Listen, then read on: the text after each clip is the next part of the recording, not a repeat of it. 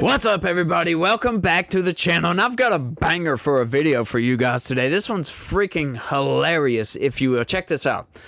White House sending social media teams with FBI on some arrests in D.C., sources say. Oh, sources say this. I wonder who these sources are. Oh, but they're not going to let us know, because these sources can say and do anything that they want to. So take this whole thing with a grain of salt.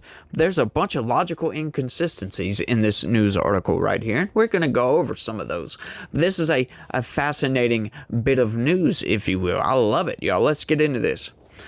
The White House has dispatched social media teams alongside FBI agents executing arrest warrants in the nation's capital to generate videos that promote U.S. President Donald Trump's crackdown on crime in the District of Columbia, according to two people briefed on the matter. This is funny. This is fascinating. I love this. This is a good thing. Donald Trump is trying to come in and clean up the city. What I love about all this, though, right, is Democrats, they are melting down. They're losing their freaking minds over this. Like, are you freaking kidding me? You are basically telegraphing to me that you are against Donald Trump cracking down on crime. So you want crime sprees? You want crime running rampant all over the place? Because that is what the D.C. city, the D.C. area has been for a while. Crime has shot up. They even had to go and flub the numbers to make crime look like it's going down, right? That's what they did under the Biden administration as well. I covered the news articles on the channel. The FBI were not running the correct numbers when they were giving out crime statistics, right? Also, you got to think about when it gets to a certain point, people don't even report crimes anymore, like minor crimes. So a lot of that stuff doesn't get reported. A lot of these people in these blue cities and blue states, and even red states, they do it too. You get some minor little infraction or something like that, and they don't report that. So how much of a minor infraction does it has to be to where it gets reported? That's the question here, right? You go look at the hard numbers like murders and stuff like that. DC is one of the highest in the country.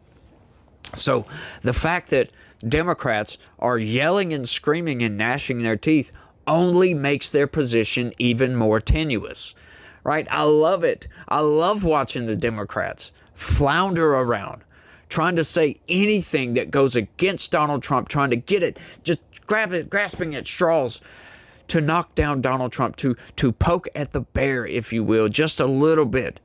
And then next thing you know, the bear turns around and whoosh, your face is just gone. You have no more face.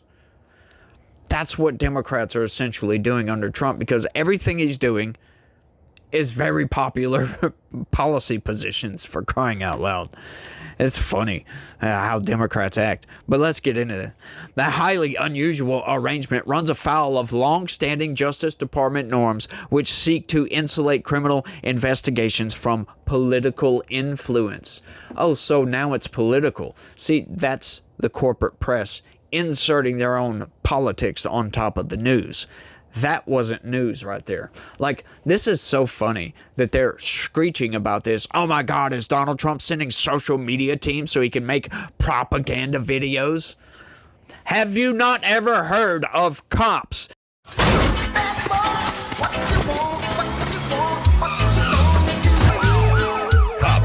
It was a TV show that ran in the 80s, I think the 80s, 90s, early 2000s. As a matter of fact, they're still doing a similar show to this day, where reporters ride around with police officers and film the interactions between criminals and police. Like they're trying to make this some big old ordeal. Oh, they're going to violate people's constitutional rights by having a journalist ride along. Like, have you never heard of cops, my dude? Like, these people are deranged, y'all. Watch, you'll see. It could hamstring prosecutors' ability to try their cases by generating pretrial publicity and raise constitutional questions about suspects' rights to privacy in cases involving arrests carried out in non-public areas, legal experts say. The White House has been playing an outsized role in the FBI's operation since Trump announced on August 11th that he was initiating a federal takeover of the District of Columbia's police department and calling in the National Guard to help patrol the streets. Critics have decried his actions as an authoritarian-like abuse of power. Is that so? So, combating crime, right? Crime enforcement, law enforcement is authoritarianism these days. I guess that's what it is. But, once again, folks, think about it like this. This is the same party that told you that math is racist, that roads are racist, that, those signs that tell you, if you got an intersection coming up, or, hey, there's a roundabout over here. Those signs, those are also racist, in case you didn't know that. As a matter of fact, this is the same party that told us that everything is racist. And if, once again, and if you say you're not a racist, you, my friend, are a covert white supremacist. So it's a no-win situation with these people. Diluted a little bit, I do believe. But this is fascinating, right? Like, hang on just a second. Have you guys all forgot that the FBI, somebody in the FBI, contacted CNN right before they was about to go raid Mar-a-Lago? Why do I say that? Unless it was coincidence that CNN just so happened to have a van, one of those mobile camera vans or whatever, stationed right outside of Mar-a-Lago when the FBI decided to show up. Yeah, they called them and told them, hey, we're about to go arrest Donald Trump. You might want to get some news cameras down there.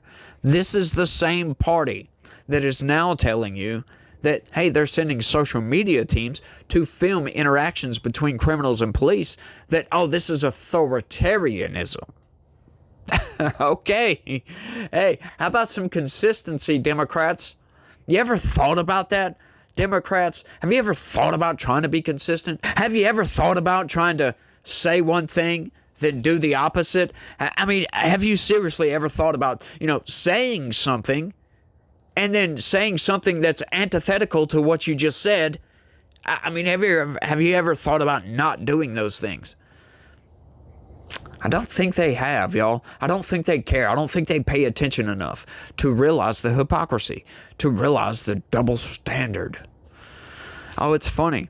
It really is. I love pointing these things out. The White House posted a highly produced promotional video on its X account on Thursday documenting the arrest of Sean Charles Dunn, a now former Department of Justice employee who is facing an assault charge after he hurled a Subway sandwich at a federal agent.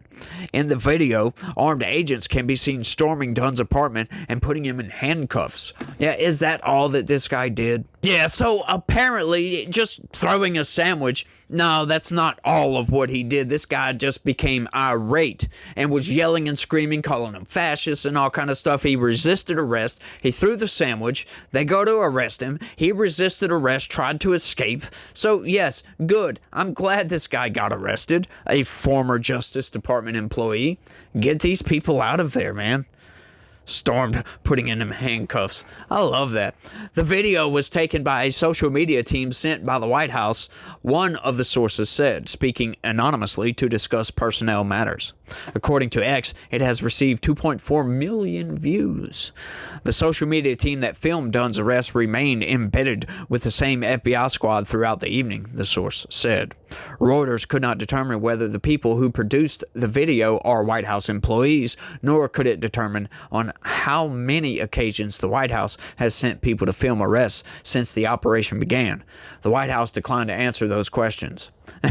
This is not a standard law enforcement posture because this is action directed by the president deeming what is necessary and appropriate under the law.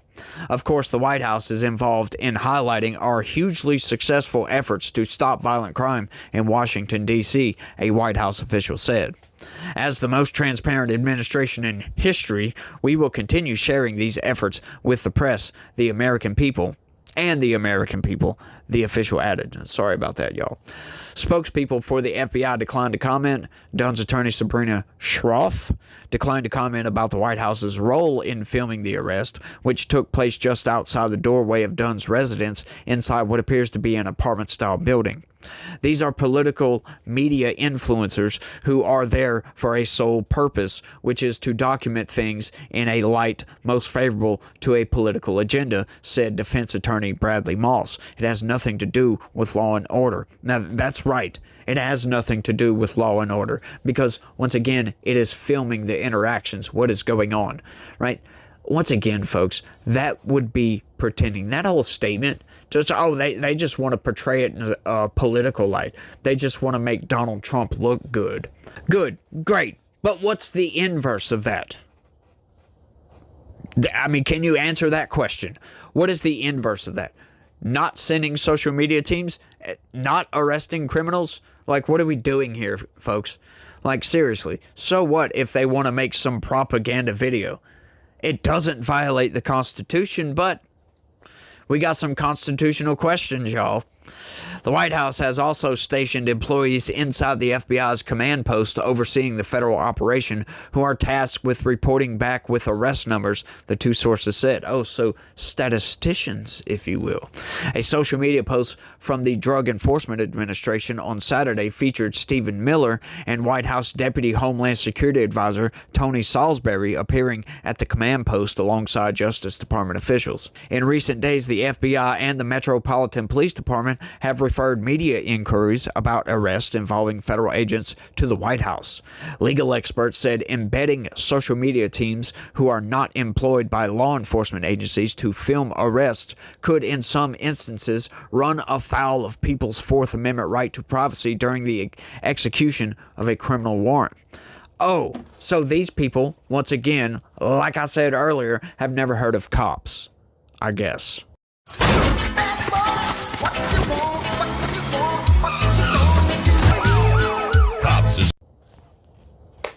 Like, who are we trying to fool here?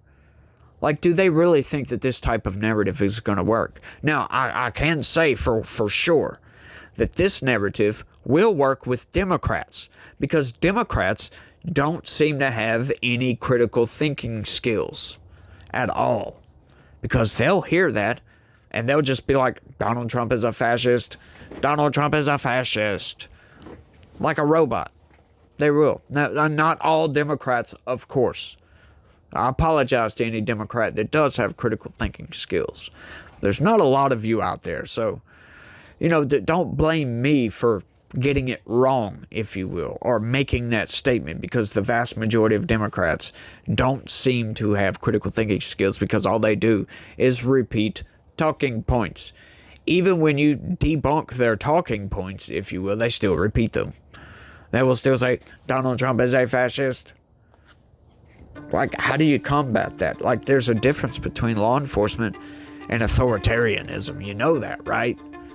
It's called law enforcement. We have laws.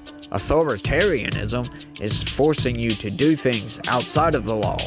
And within the law, of course, but also outside of the law for political reasons, not for constitutional reasons.